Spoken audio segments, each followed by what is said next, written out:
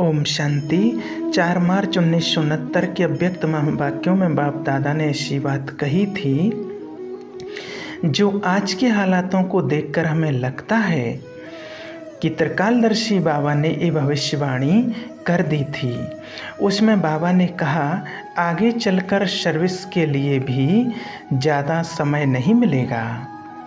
समस्याएं ऐसी खड़ी हो जाएंगी जो बाप दादा ने कहा आपकी सर्विस में भी बाधा पड़ने की संभावना है। इसलिए जो समय मिल रहा है बाबा ने कहा उसमें जिसको जितनी सर्विस करनी है वह अधिक से अधिक कर लें, नहीं तो सर्विस का समय भी बीत जाएगा। बाबा बोले, बाबा ने कहा हर एक को कोशिश करनी है अपने आप को ज़्यादा से ज़्यादा सर्विस के बंधन में बांध लें, क्योंकि इस एक बंधन से ही अनेक बंधन मिट जाते हैं। यानी जो सेवाओं में लग जाते हैं बाबा कहते वह अनेक बंधनों से स्वतः ही छूट जाते हैं। लेकिन बाबा ने साथ में ये भी कहा है कि अपने को स्वयं ही ईश्वरीय सेवा में लगाना चाहिए, औरों के कहने से नहीं तो क्या होगा।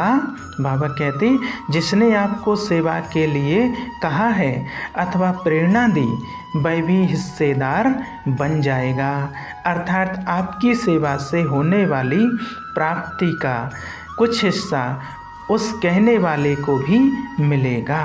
इसलिए मालिक बन सेवा करो तो सारी मिल्कियत के अधिकारी आप ही बन जाएंगे। इसलिए बाबा कहता है किसी के कहने से नहीं, हमें स्वयं ही बाबा की सेवा करनी है। बाबा ने कहा है जो बिना कहे करे वो देवता, जो कहने से करते हैं वो मनुष्य, और जो कहने से भी ना करें वो असुर। अब बाबा कहते क्या पद की प्राप्ति करनी है सो वो हम स्वयं पर निर्भर करता है।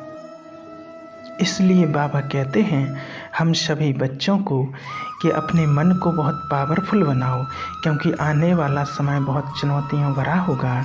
क्योंकि जितना हम बाबा की सेवाओं में बिजी रहेंगे उतना ही व्यर्थ से फ्री रहेंगे, और जितना हम व्यर्थ से फ्री रहेंगे उतना ही बाबा से हमें शक्तियों से भरपूर रहेंगे, बाबा से वरदान लेते रहेंगे, प्राप्त करते रहेंगे।